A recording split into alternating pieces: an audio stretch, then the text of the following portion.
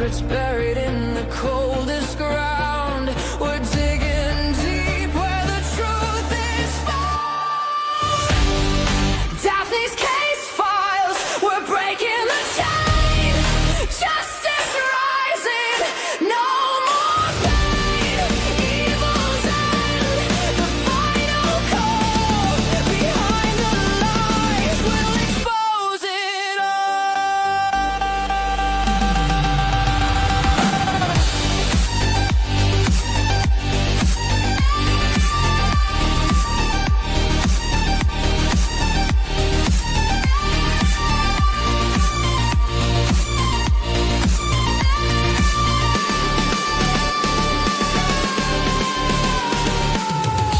Whispers echo in the darkened halls.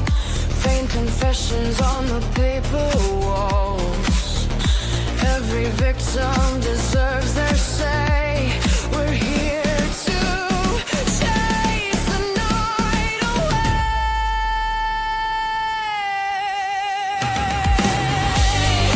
Daphne's case files, we're breaking the chain. Justice rising, no more pain. Evil's end, the final call. Behind the lies, we'll expose it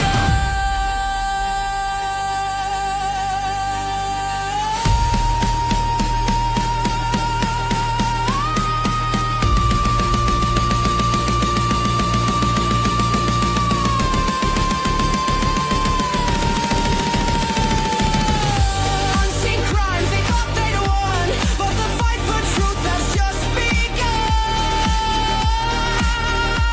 Every clue, every trace, bringing evil face to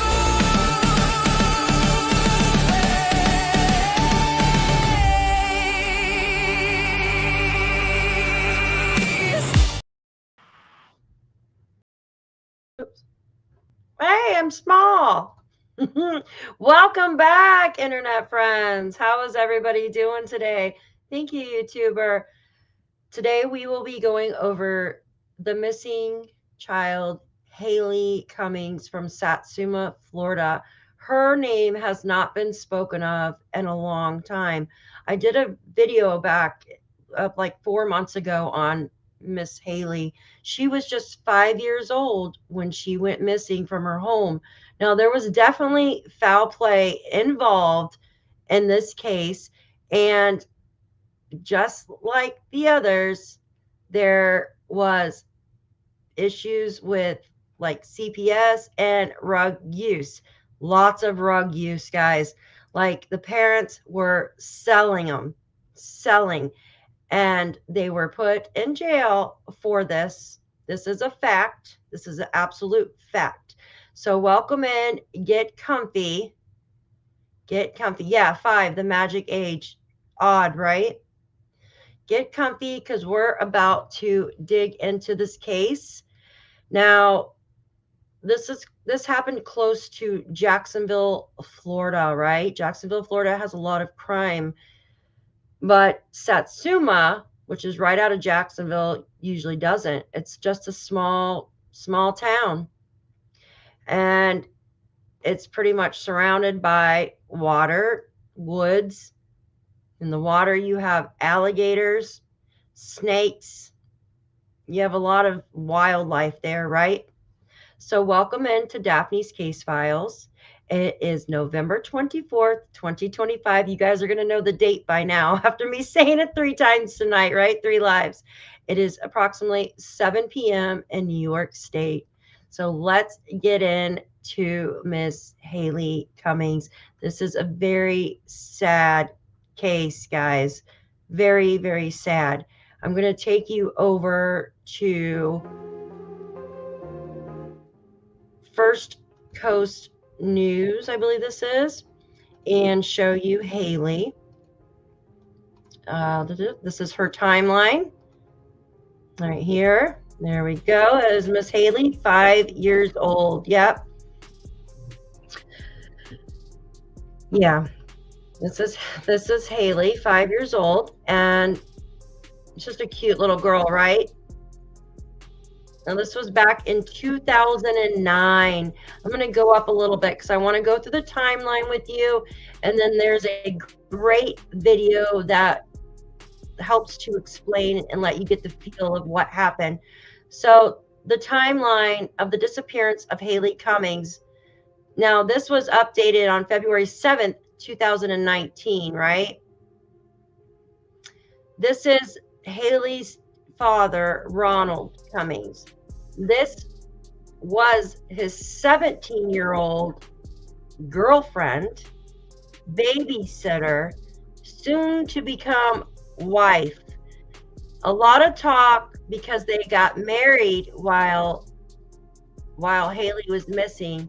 A lot of talk was so they couldn't talk about each other. So when you're married, you can't go and like tattle on each other, right? Anyways, March 9th, 2009, Ronald Cummings, 25, and Misty Croslin, 17, are issued a marriage license at the Putnam County Courthouse. They married March 12th, right? There was a reward out for almost $27,000, right, for Haleigh. Now, also in this, you have Misty's father, Haleigh Cummings. He was arrested on prescription fraud following the arrest earlier in the month of Tommy Croslin, which is her cousin, on possession of drugs, in September with a grand theft and a handgun. Lisa Croslin, the mother of Misty and Tommy, was arrested in September on forgery, petty thefts. The arrests are not connected to Haleigh's case, but investigators used them to ask questions about the disappearance, right? Now, this was the search for Haleigh. You guys are going to see how thick, like, the woods and stuff are. It says February 15th, 2009, investigators with the Putnam County Sheriff Office field about 500 leads in less than a week. A woods search is halted and temporarily command post is pulled out. The Florida Times-Union. So this, they were searching upon. So the reason, no, it's not, it's, yeah, no, she's not the mom. She was the babysitter. It's all going to make sense here in just a minute, I promise. She was the babysitter. The mom lost custody due to rug problems. It's nuts. So the story is on the streets there that Misty, the 17-year-old girl that you were just seeing, was the stepmom after they got married, there was a bad rug problem going on there, and she claimed that her cousin came in and took Haleigh and allegedly put her in a chest and threw her in the St. John's River there. It's freaking horrible. And that's why they had dive teams and stuff, right? But they still have never found Haleigh's body. Still, to this date. That was the last picture taken. February 10th, Misty Croslin calls 911 to report 5-year-old Haleigh Cummings missing at 3:17 a.m. About the same time, her father and Croslin's boyfriend, Ronald Cummings, was coming home from work. Croslin, who was watching Haleigh and her 3-year-old brother, so the 3-year-old brother was sleeping in the same room with Haleigh, right? With Haleigh and Misty. So Misty, the 17-year-old babysitter girlfriend, had Haleigh and Haleigh's little brother, 3-year-old, in the same room. But supposedly someone came in and just took Haleigh, right? So she woke up to find her gone, just gone. The story changes over and over and over, guys. Then it goes on to say September 25th, a letter written by Christina Nene Previtt, from jail says she was partying with Misty Croslin and that Haleigh took an Oxycontin pill. Detectives reject the theory on that date. Yeah, I'm telling you guys, it's nuts. And it goes back to February 21st. Investigators say cousin of Misty Croslin's, Joe Overstreet, pictured, who was visiting from Tennessee the night of the disappearance, is not a suspect, but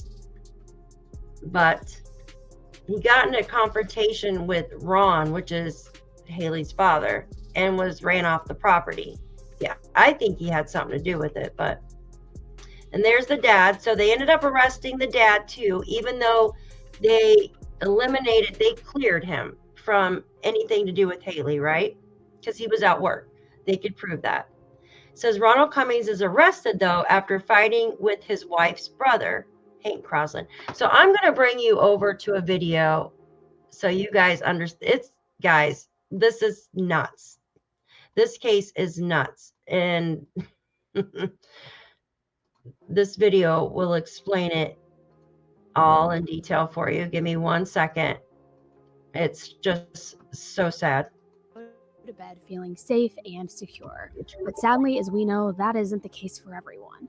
Some children, it seems, are simply born into situations where they don't stand a chance. Drug trafficking, an underage and possibly under the influence caretaker, well, you've got it all here in this case.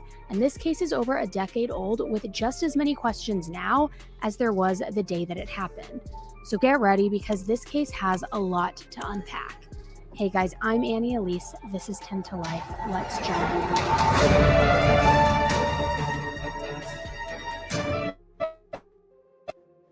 Heart defects, a delay in puberty, short stature, as well as some learning disabilities. Amongst also had a half-brother who she didn't. Sorry guys, I didn't mean to fast forward it. 5-year-old Haleigh Ann Marie Cummings was born on August 17, 2003 to Ronald Cummings and Crystal Sheffields. Haleigh was Ronald and Crystal's first child together, but less than 2 years later, they also welcomed a son who they named after Ronald, and they nicknamed him Junior. Haleigh also had a half-brother who she didn't live with, but not much is really known about him. Her parents were actually not married and actually also had a pretty rocky relationship. Ronald and Crystal were 8 years apart in age, with Crystal only being 17 when she had Haleigh.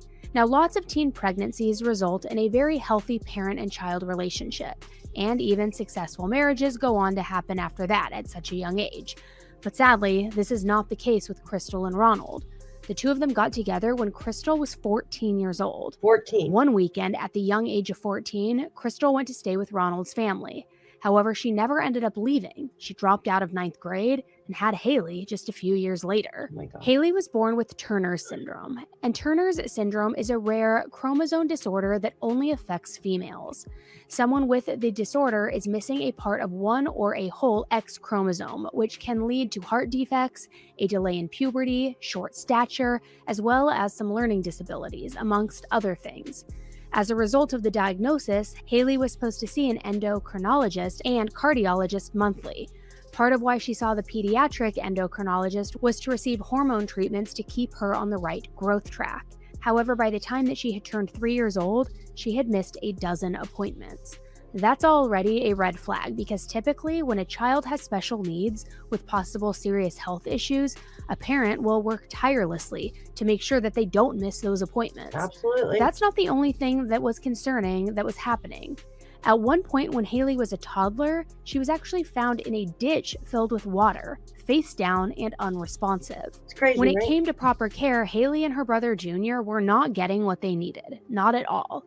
After that, a DCFS case was opened, and Crystal and Ronald ended up separating, and a custody battle went down over who should raise the kids. Ronald argued that Crystal's heavy use of cocaine made her an unfit mother, while Crystal told the court that while yes, she did use heavy drugs, it was due to Ronald heavily pressuring her to do so. She, as well as other family members, went on to say that Ronald was a violent, impulsive man as well as a drug dealer. Crystal said that when she found out that she was pregnant, she wanted to stop the drug use, but that Ronald would kick her and punch her in the head, forcing her to continue it. It was just a really messy custody battle with accusations being thrown left and right. Ultimately, the case that Crystal made didn't convince the courts because they sided with Ronald, awarding him primary custody and allowing Crystal to only see her kids every other weekend. The judge gave Ronald custody of Haleigh Ann Jr. due to the fact that he had a job, and while his job only paid him $10 an hour, it did provide benefits, and the court saw it as a better situation for the kids other than what Crystal had to offer, since she was completely unemployed. That was the situation for years, Ronald having sole custody of the kids, and Crystal having 2 visits a month. All in all, things seemed to be going okay with that arrangement. So now let's talk a little bit more about sweet little Haleigh. In February of 2009, Haleigh was like any typical 5.5-year-old. She was a kindergartner at the local elementary school, her favorite food was mac and cheese, and she enjoyed playing games on her laptop. She also loved playing with makeup, watching movies, and spending time with her dad. Haleigh lived in a mobile home that Ronald and his new girlfriend rented in a tight-knit and rural community of Satsuma, Florida. Now, not a whole lot happens in Satsuma, which is a very small town in Putnam County. With a population of less than 6,000 people, the town has a real sense of community, and it's also surrounded by nature and just tranquil scenery. On February 9th, to work the night shift at the steel fabricating plant that he worked, leaving his kids with his girlfriend, Misty Croslin.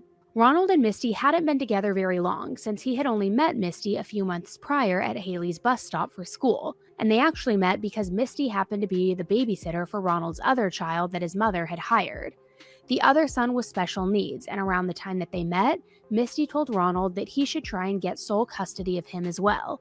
She made him aware that the son's mother was on drugs and would leave the child with irresponsible people. Ronald and Misty became friends quickly, with Misty first becoming Haleigh Ann Jr.'s babysitter, and then, shortly after that, the two of them began dating. Ronald apparently had a thing for younger women, because at that point, he was 8 years older than Misty, making him 25 years old and her 17. Which really, if you ask me, is not appropriate. A 17-year-old is a completely different person and at a completely different developmental stage than a 25-year-old. One is still basically a child. And at this young age, Misty had a rebellious side, and she wasn't looking to change her ways at all. She had dropped out of school after the 6th grade and even ran away from home at one point using a fake name to buy a bus pass to New Jersey. The weekend before February 9th, Misty left her and Ronald's house for the weekend and went on a total bender. She was drinking, doing drugs, and cheating on Ronald, which left him very angry. He tried to talk to Misty, but she would refuse to see him, and she didn't really listen to anything he had to say. Finally, Ronald had enough and took all of Misty's clothes to one of her friend's yards and then dumped them on the front lawn. But then on February 9th, Misty came right back before Ronald had to go to work. And while he was still upset, he didn't have time to argue with her, so he left her in charge of making sure that the kids were safe.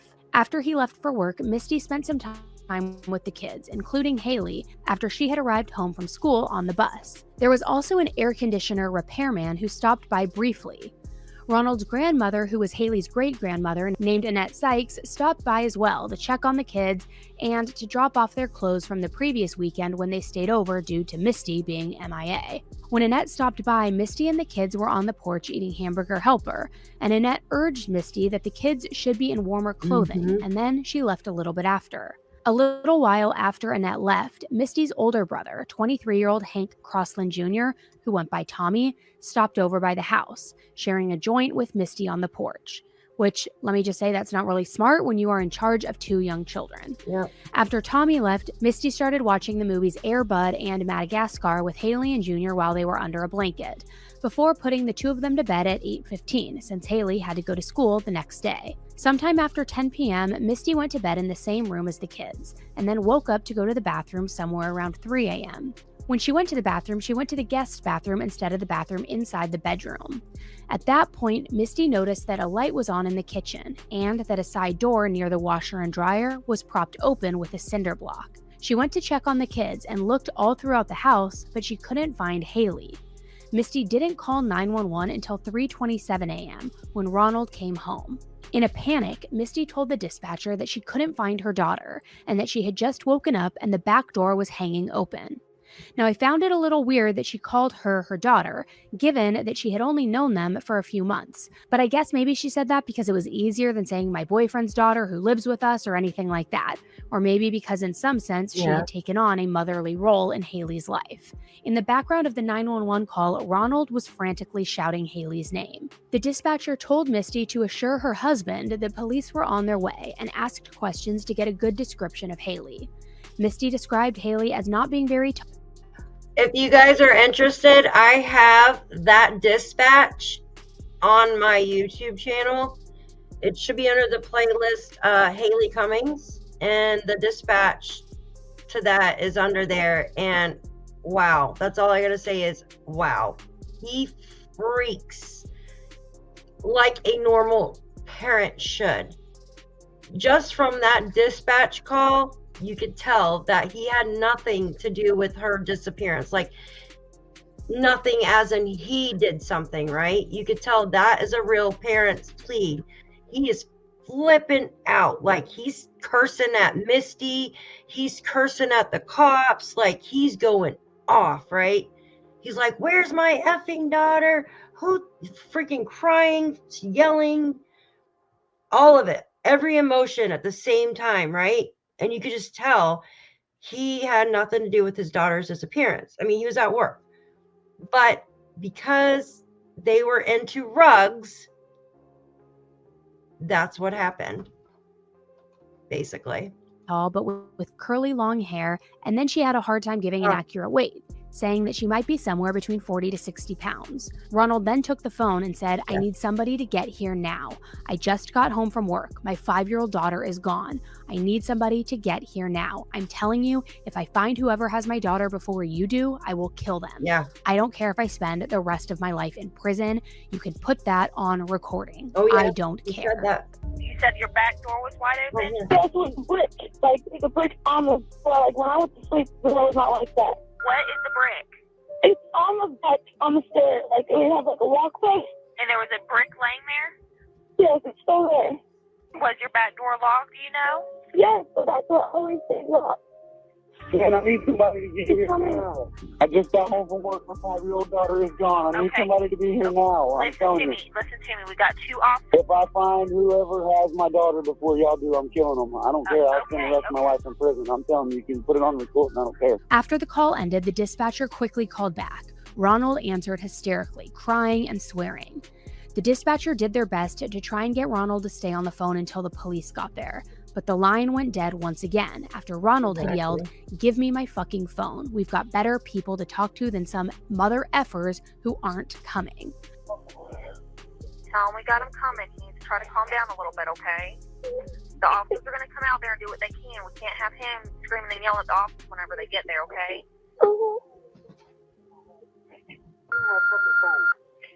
Got better people to talk to than a fucking motherfucker that ain't coming.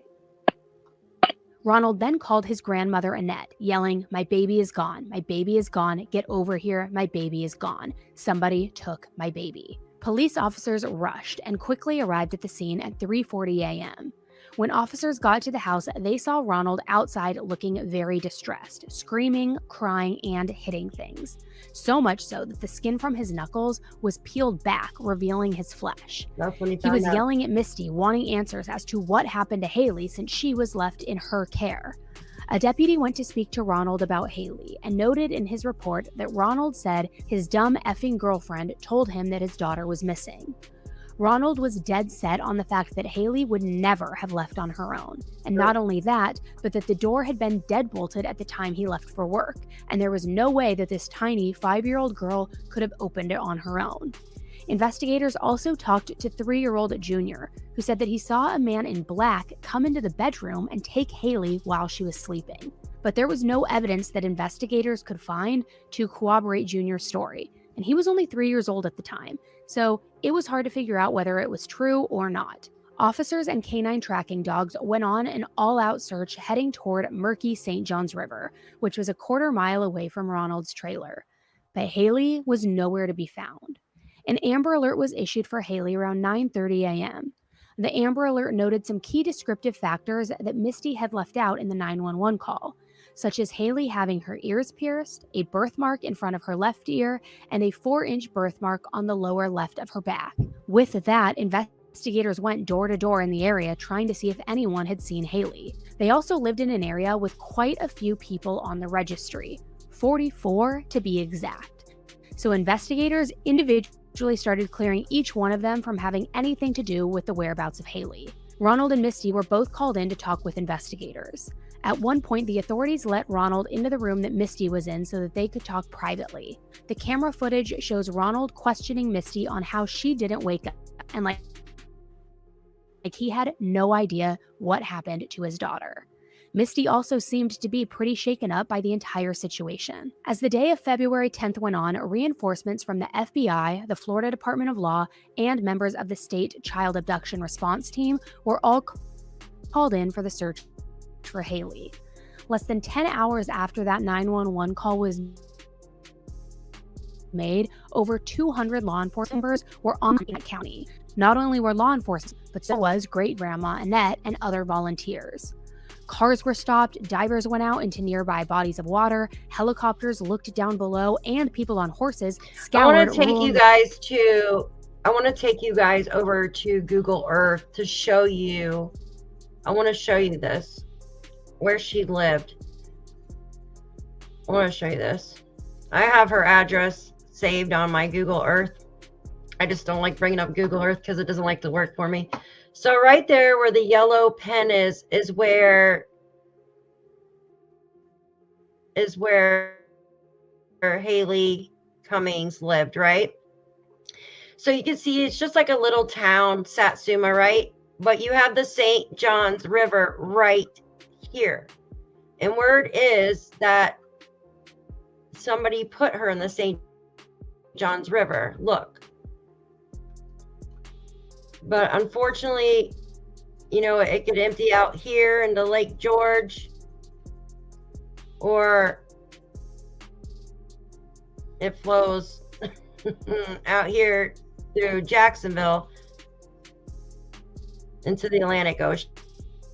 So it's surrounded by just woods.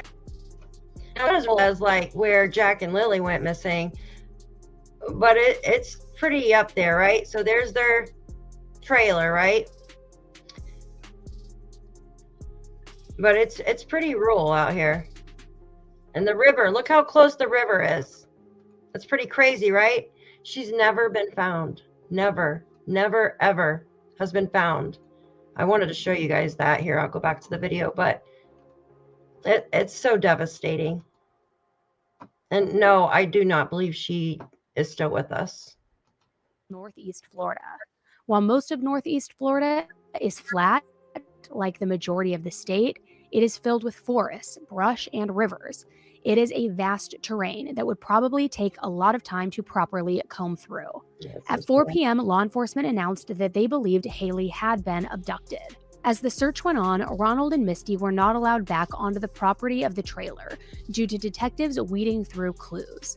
Officers looked into Ronald and into his past, and in 2001, Ronald had been arrested after threatening to kill someone, and over the following years, he had been arrested multiple times for drug possession. As a child, he was raised primarily by his grandparents because his mother couldn't find a reliable babysitter. His grandmother, Annette, eventually took over as his primary guardian because he was found wandering in the woods as a kid when his babysitter wasn't watching him. It seems eerily similar to Haleigh being found in a ditch. His grandmother was aware that her grandson had a past, but she assured investigators that he was a good father and that he would never harm his children.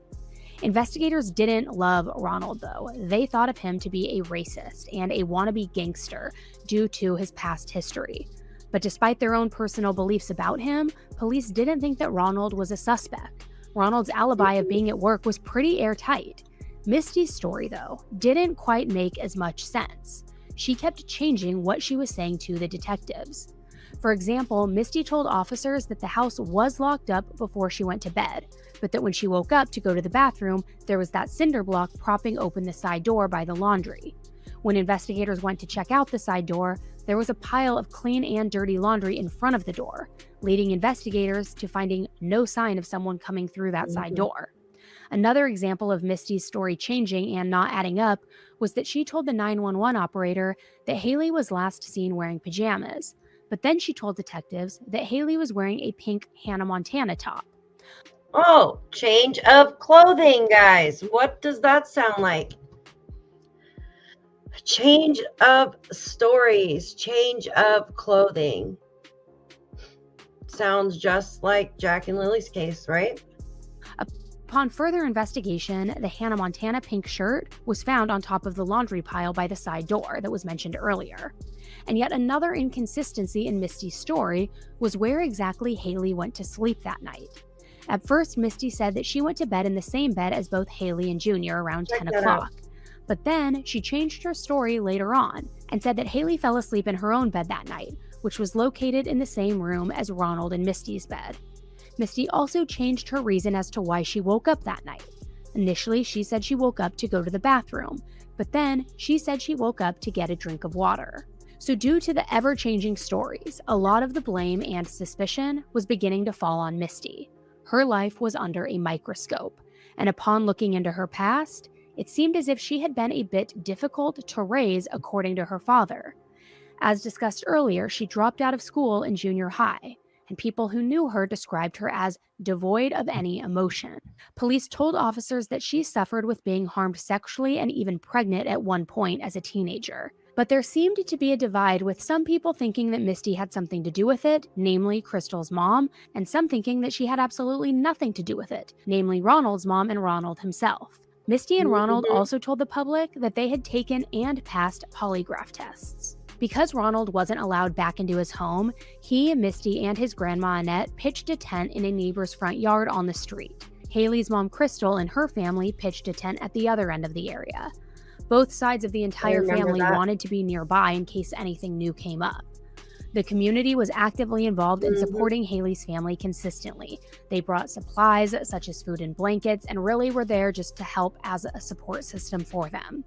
Even the Anthony family, if you remember, Casey Anthony, namely George Anthony, Kaylee Anthony's grandfather, stepped in to help with the search. Although it didn't last super long before Haleigh's family no longer wanted the Anthonys having anything to do with the search. A week and a half into the search efforts, Haleigh's story had grown nationwide.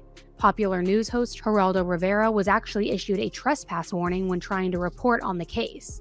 Geraldo got into a verbal confrontation too with Ronald when asking him about his past with drugs and abuse.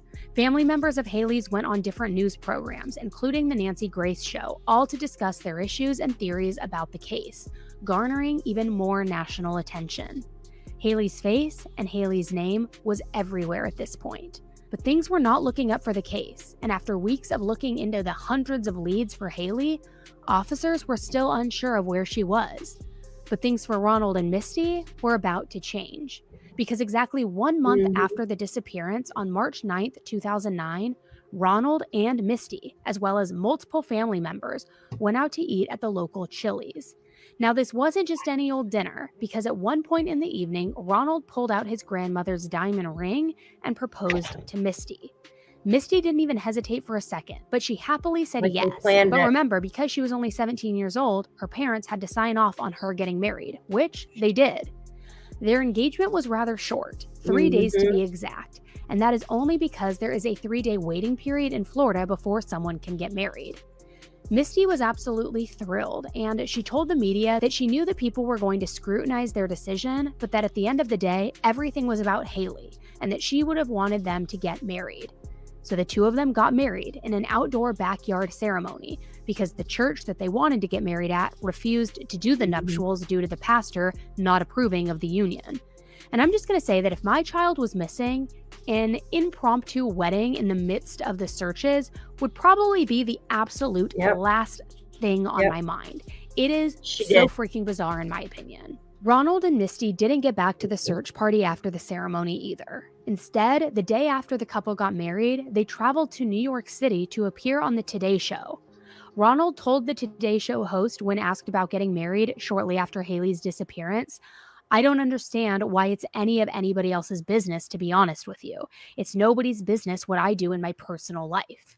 which it is everybody's business because everybody's looking for your daughter and you're not. You're getting married and now you fled to New York to go on the Today Show. Exactly. Misty also acknowledged that her story did change, but when pressed further as to why it changed, she simply said after a long pause that she didn't know why she did it.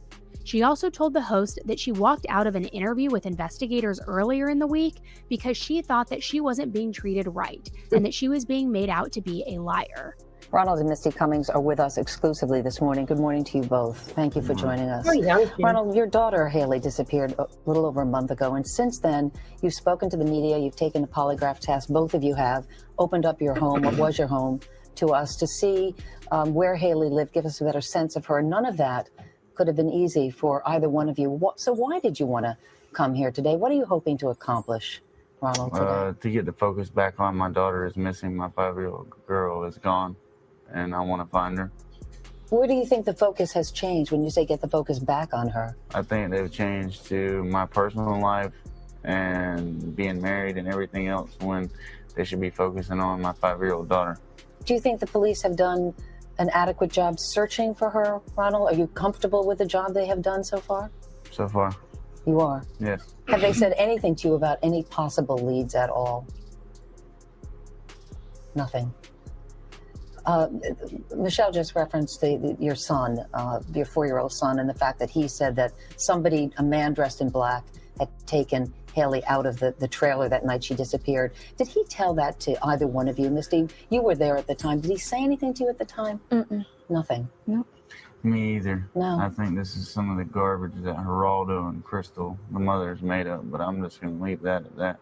Oh, so you don't even believe that Ronald Jr. said this at all? I don't know. I wasn't at home. I was at work. You were. I can't tell you honestly. You were there, Misty, and I know when Ronald just said that So in the beginning, I just want to say this.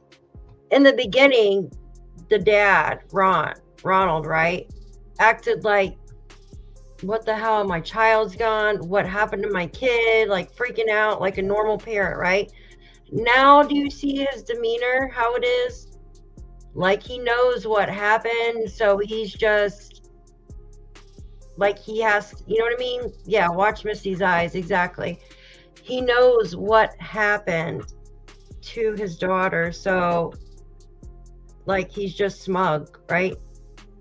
Yeah, she failed her polygraphs, all of them, every single one, but they can't be used in a court of law. focus has been removed from his daughter, the little girl that you also care very deeply for, to other people. Yeah. A lot of the focus has now been on you and the police saying that you walked out of a meeting they were having with you, walked away. Why? What happened? You stopped talking. Tell us what happened. Something must have upset you. There was a new guy that was new to the case, and I didn't feel comfortable with him. He was just being very rude to me. And I told John Merchant and the district attorneys I would talk to them, but I wasn't going to talk to the What other was guy. he doing? What was he saying? He was just like being rude, like yelling and pretty much telling me I'm a liar.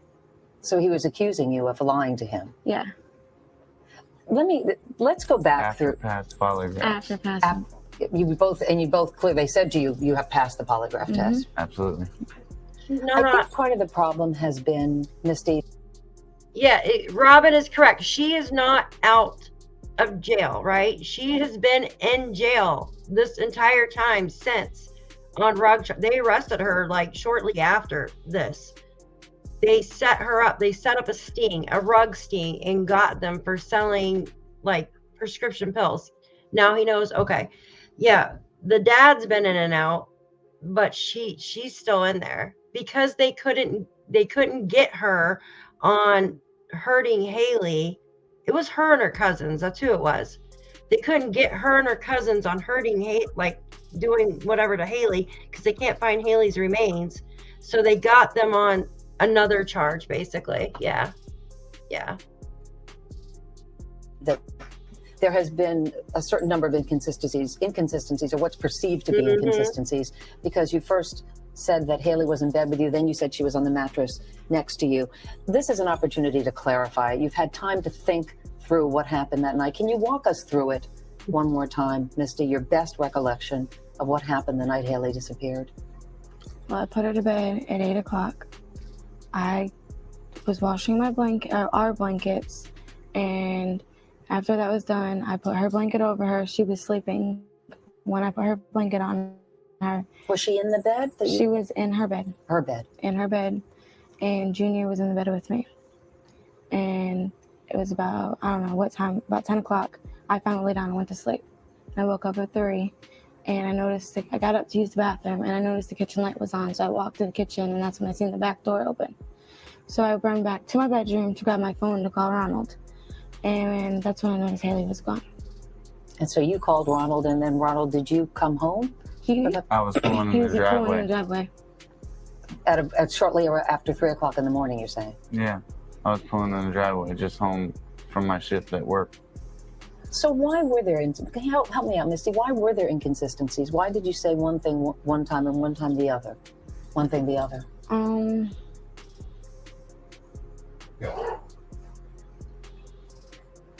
I don't know. But you know you did do know. that. Yeah. And you're not sure why. Yeah. And then yesterday, you guys got married. In the midst of all this, why was that an important thing, Ronald, for you to do? Mm-hmm. I don't know. I think that my little girl would have wanted it. I would have rather her have to have been there. So obviously, when we get her back, we will do a much larger, better wedding. But we're just that's still drawing the focus off of Haleigh. We need to be focused on Haleigh and not what I'm doing in my personal life. But can you understand why some people might be confused by it, or do you accept that? Or There you go. I don't understand. Who does he sound like? Who does he sound like? People need to be focused on, which is true, but what your actions have made your daughter disappear, dude. That's why people are focused on you guys, because of your actions equals missing child, right? And that one sitting next to him, her and her cousins absolutely did it. They just could not find, I'm actually positive to say that. Like usually I say allegedly, I'm pretty absolutely positive from speaking to locals and stuff when this happened. And I'm not kidding. Like this case, I'm telling you that her and her nasty cousins did something. Why it's any of anybody else's business, to be honest with you. Nobody's business what I do in my personal life. Mm-hmm. I go to work. I support my family. I don't know what my personal life has to do with national TV. My daughter is missing. That's what has to do with national TV. We need to get my daughter's face back on TV and get her found. Needless to say, the public was not happy with Ronald and Misty's choice to get married and then travel to New York in the middle of what can only be described as pure chaos. And who took particular offense to their marriage and to their trip was Crystal's attorney, Kim Picazzo. Kim told the media, any common sense, right-thinking person would think it's horrific. That is an understatement. For him to get married or even get engaged as the sheriff is searching fields for his daughter. Kim's sentiment on the situation was pretty much the opinion of most people.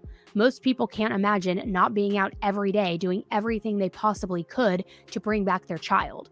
But yet Ronald decided to get married and then head to New York? If they really wanted to do news interviews, it's not like they couldn't have done them all near the home like they had been doing. Why travel? So after getting married, the newlyweds moved into Ronald's grandmother Annette's house, even though investigators had now cleared their trailer and gave them the okay to move back in. But the marriage wasn't off to a good start. Not only was Haleigh still missing, but Ronald wasn't coping well. Annette claimed that she would often find Ronald laying on the floor holding Haleigh's photo, crying and talking to the picture. As the weeks went on, rumors in the media spread like wildfire. At one point, the media said that Haleigh's skeletal remains had been found, when in reality, the remains that were found was that of an alligator, not Haleigh. Not only that, but the investigation was only continuing to heat up.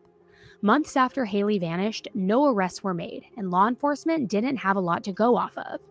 The sheriff on the case, Jeff Hardy, told the media that Misty wasn't a suspect, but she knew more than she was letting on, and that the only consistent thing consistent with her was the inconsistencies, referring to her story changing so much and not making much sense at times. News came out that Misty had lied about passing that polygraph test, and she actually had taken 4 polygraph tests, and she failed all of them. She also failed a voice stress test. But Misty's story began to evolve yet again, and as the investigation continued, a new name came up. Misty said that she was sexually harmed as a child by her older cousin Joe Overstreet. Now, the day the world found out about Haleigh vanishing, which was February 10th, Joe had left the state and went back to Tennessee where he lived. Investigators learned that Joe was on probation at the time and broke his probation by going to Florida. They also learned that the day he left, the car that he was in with a friend was searched at a checkpoint for all of the cars that were leaving the area where Haleigh had disappeared from. Haleigh was nowhere to be found in the car, nor was any evidence of her ever being in the car, so Joe was ruled out as a suspect. But his name kept getting brought up in theories and gossip, so he got an attorney just in case. The main theory that Joe was the prime suspect came from Tommy, Misty's brother. Tommy told his attorney that Joe killed Haleigh because he couldn't find a hunting rifle that he came over to borrow. Tommy told his attorney that Joe most likely strangled Haleigh due to losing his temper over the missing gun. He also told his attorney that Haleigh was limp and quiet in the back of the car, and that she might have even been dead before exiting the trailer. There's a river right behind the home that Haleigh was living in, and Tommy said that Joe took Haleigh down to the dock and didn't come back with her. Misty then told investigators that Joe put Haleigh in a black bag and took her away along with having a concrete block, a bat, and a rope. Tommy said that Joe threatened him for his life if he didn't go along with the plan. But due to no evidence ever found in the river and Misty's track record of lying, no charges were pressed and Joe's involvement was only ever a theory. Now, if you remember earlier, Misty said nothing about her cousin coming over the day of Haleigh's disappearance. According to her first story, only Annette and her brother Tommy and that air conditioning repairman were the ones to come onto the property that day. Then on August 6, 2009, Ronald was arrested around midnight for burglary with assault after he got into an argument with his brother-in-law and father-in-law. Misty had called them and said that she didn't want to live there anymore, so they came to get her and the violence ensued. They drove away and called 911, and he was arrested shortly after. He was released on bail later that morning and left the jail with none other than Misty herself. Talk about toxic. On August 17th, which was also Haleigh's 6th birthday, a press conference was held. During that conference, law enforcement announced that they considered Misty key in Haleigh's disappearance, and that physical evidence contradicts her sketchy account of what she was doing on the evening that Haleigh was last seen. The sheriff's office said they no longer thought Haleigh was taken by a stranger, and that Ronald and Crystal were not suspects. That night, there was a balloon release as well as a school supply drive in Haleigh's memory. 2 days later, Texas EquiSearch announced that Misty had done another polygraph in Florida, but had failed it with huge deceptions, which just led even more people to think and be convinced that she was somehow involved. At the end of September, over 7 months after Haleigh disappeared, new information was finally announced. This time, multiple people claimed to be witnesses at a party where Misty was on February 9th. This was the same night that Haleigh disappeared. And not only that, but many of them said Haleigh had gotten a hold of drugs, overdosed, and died before being taken to a pond. Yeah. But the question was, if that was true, why did nobody call police within those previous 7 months?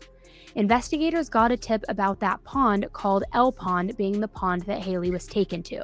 So they went and they drained the pond, but Haleigh was not inside of it. But that left people even more confused, because why would anybody lie about such a thing?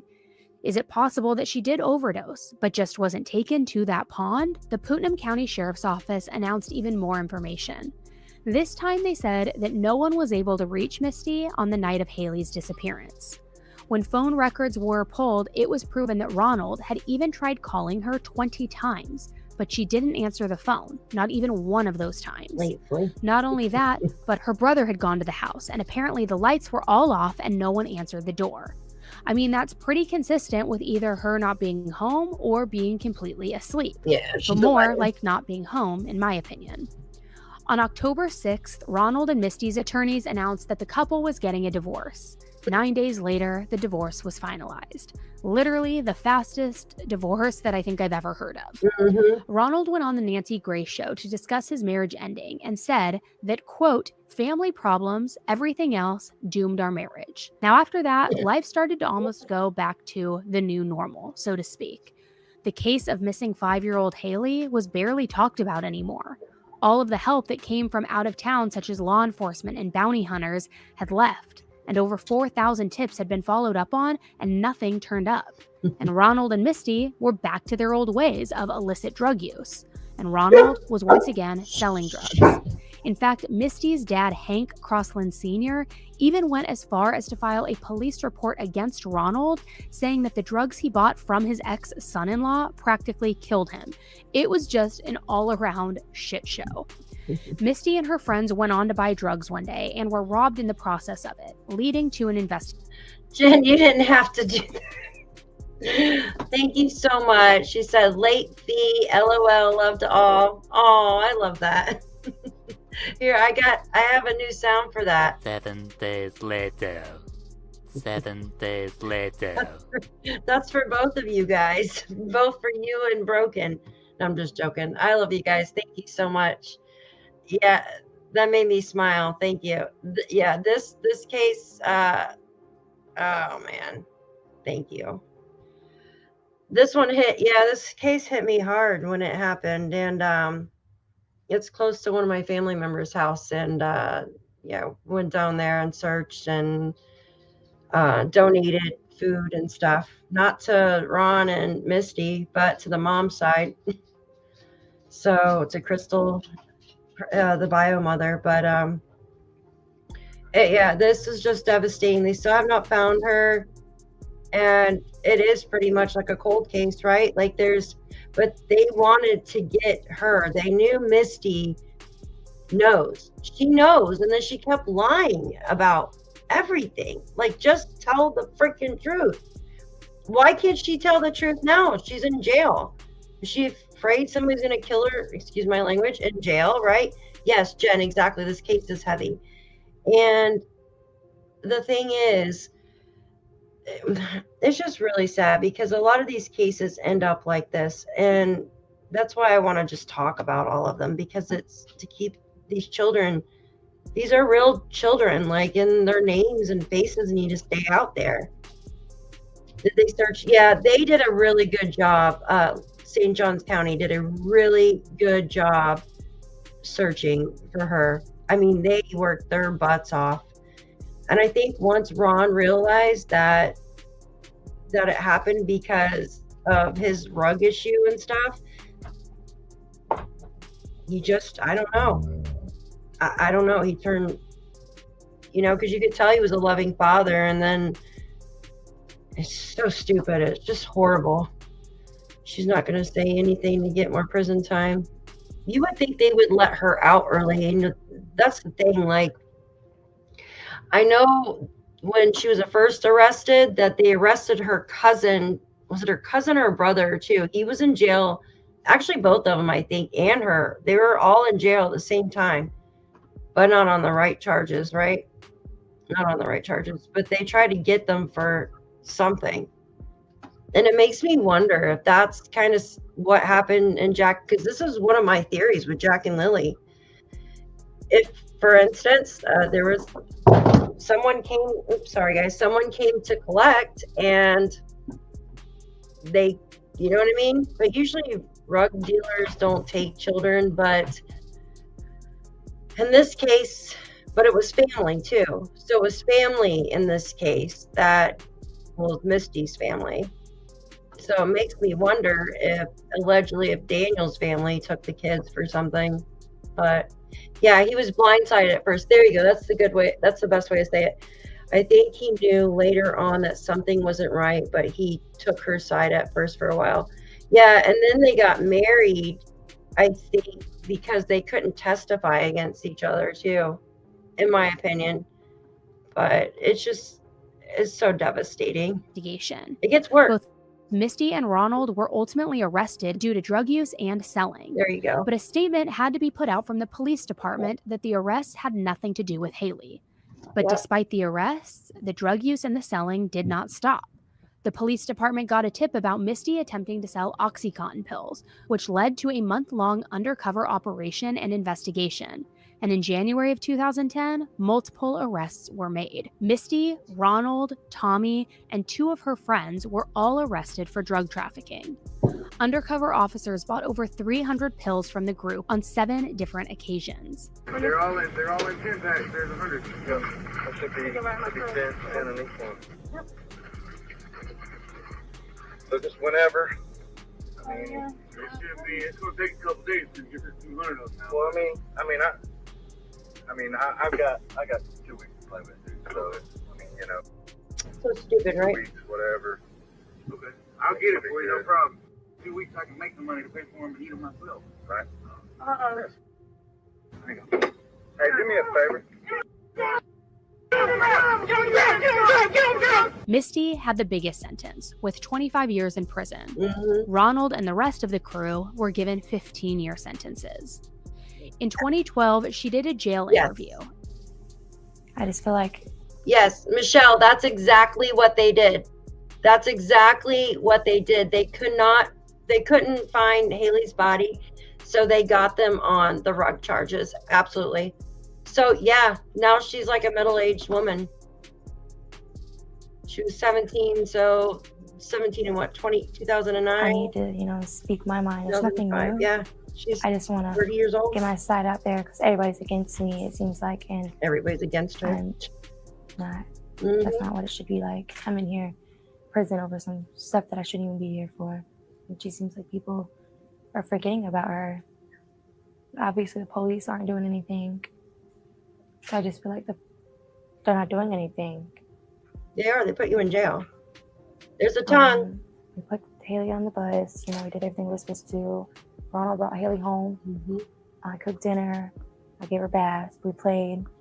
Then we lay down and went to sleep. And then I woke up. I don't know why I woke up. I woke up and the kitchen light was on. And I ran to the bathroom. I ran to the kitchen to see what was going on. I thought maybe Ronald was home. He wasn't there. So I ran to my room to get my cell phone to call him. He wouldn't answer his phone over 20 times. Turn around and she's not in her bed. So I'm running around the house freaking out because she's not in her bed. She's not nowhere in the house. And then 5 minutes later, Ronald's pulling down the driveway. And he just didn't even really look like he was upset. He just looked like he was more messed up on drugs. What? He was friggin' screaming. And when I called him, like 20 or 30 times I called him, he didn't answer the phone. And then the police come. And she also had a news story about what happened to She's freaking Haleigh, and crazy, she was upset right? that the blame was being put on her. It has nothing to do with me. I think they were trying to get it back at Ronald, whoever did this. Bullshit. Tongue. See, what I was told that Ronald used to sell drugs a lot before we got together, and he owed people money. See, one day we were at this bar. It was his family-owned bar, and I was sitting in the truck. I got out of the truck and started to walk up to Ronald, and Mm-hmm. this black man was talking to him. And Ronald's like, I need you to go sit back in the truck. I said, why? Why can't I hear? And the black man said that he knows where Haleigh is. The Mexicans have her, and if Ronald pays this much money back, then he could go get her on Friday. And that was a long time ago. I don't know who would have took her. I don't understand why they would have took her. Mm-hmm. It just doesn't make sense to me. No drug I guess dealers we are talked going to about take. the abuse that Ronald gave to us. All of us, me, Haleigh, and Junior, went through abuse with him. He was always messed up on pills. He used to beat us all the time. If the kids would get in trouble and I would tell him to stop, like he smacked his son in the face and I got mad at him. I said, don't do that. He started bleeding, he laughed about it. And I got beat up for it because I stuck up for the kids all the time. Bullshit. I had them kids 24/7. Yes, I took care of them 2010. kids. I gave them baths, took them to school, fed them, done everything with them. Their family didn't do anything. And they're out here putting blame on somebody that they shouldn't be putting blame on. And all I try to do is be a mother figure to them kids because they didn't have a mother. And it hurts me walking around here every day and just knowing that the police I think so. even think that. Sadly, to this day, Haleigh has not been found, and there has been no arrest made in her case. Haleigh is one of Florida's 7 unsolved Amber Alerts, and people have been left stumped with her case. Investigators have made it clear that the chances of Haleigh's disappearance being from a stranger are not likely, and that it is evident that Misty knows more than what she is willing to say to authorities. Haleigh has never been pronounced legally dead, but it's been made clear that investigators don't believe she's alive. In 2019, the investigators on the case in Putnam County stated that they believe that Haleigh is dead from an accidental overdose of prescription drugs, and they think that her body was dumped in a river. But with no confessions or recovered body, it is impossible to make an arrest or be sure of what happened to Haleigh that February night. So they think that it was an accidental overdose, right?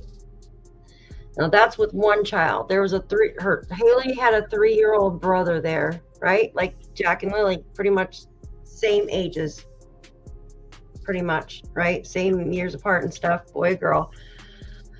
What if something similar to this happened to them? What do you guys think? Could it have? And allegedly Daniel or a family member went and say the kids got into some rugs laying around. What if they were playing in the bathroom where allegedly that's where the stuff was left?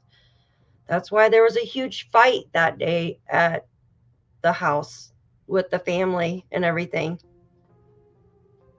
Because they found a stash or something in there, or found out that's what happened. I don't know. Right? It just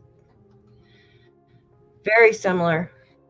Theories still run rampant as to what happened that evening. Some think that Misty's brother Tommy did something to Haleigh while under the influence. Absolutely. Others think that Misty herself was under the influence and not paying attention to her surroundings to know what was going on that night. But again, these are all just theories with no hard evidence. It is sad to think that Haleigh would have celebrated her 20th birthday recently. Yeah. The remaining people in Haleigh's life have attempted to pick up the pieces of their lives and move forward the best that they can, all while hoping that one day justice is served for Haleigh. Her great-grandmother Annette kept hope over the years and was hoping to know what happened to Haleigh before she died. She kept all of the gifts that people had sent for Haleigh over the years at her house. Annette was unfortunately diagnosed with stage 4 cancer in both her lungs and her liver, and sadly she died earlier this year before getting the answers that she desperately was seeking.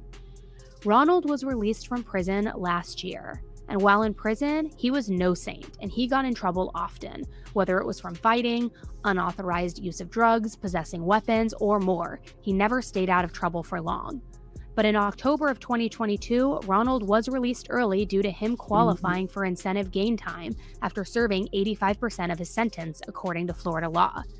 But Ronald's second chance at life was short-lived, because on Christmas Day of 2022, he was arrested again, and this time was put in jail for a slew of reasons. Officers were called to the scene of a car crash where they found Ronald passed out at the wheel with a bottle of liquor on his lap and the engine still running. After several attempts to wake Ronald up, it was clear that he was severely intoxicated by his moaning and his slurring of words. He finally tried to get out of his car, but then sat back down and attempted to turn the car back on after an officer had shut it off. The officer kept telling Ronald to get out of the vehicle, but Ronald refused, which led him to physically be pulled out, only making Ronald more belligerent. Ronald pushed the officer and tried to get the gun from the deputy's holster. After a lot of physical and verbal resistance from Ronald, officers were able to finally detain him. Oxycodone and a bag of marijuana was found on Ronald and in his car. Ronald was sent to the Putnam County Jail on a $185,000 bond, where he still is today. Misty, on the other hand, is still in prison, and she isn't set to be released until 2031. She also has had a hard time staying out of trouble in prison. She has been written up multiple times for a sex act, possession of contraband, spoken threats, and so much more. Haleigh's mother, Crystal, eventually got married and now goes by Crystal Griffiths. She was given custody over Junior and even allowed for visits from Ronald's grandmother, Annette, up until 4 years ago for unknown reasons. Crystal was arrested in 2013 for theft and disorderly intoxication, and then again in 2014 for a drug paraphernalia charge. But after the arrest, Crystal has gone on to live a quiet life with her family, still residing in Florida. Truly, though, there are still so many questions about this case. Why was Misty unable to keep her story straight? Was Misty home all night, or did she go to a party?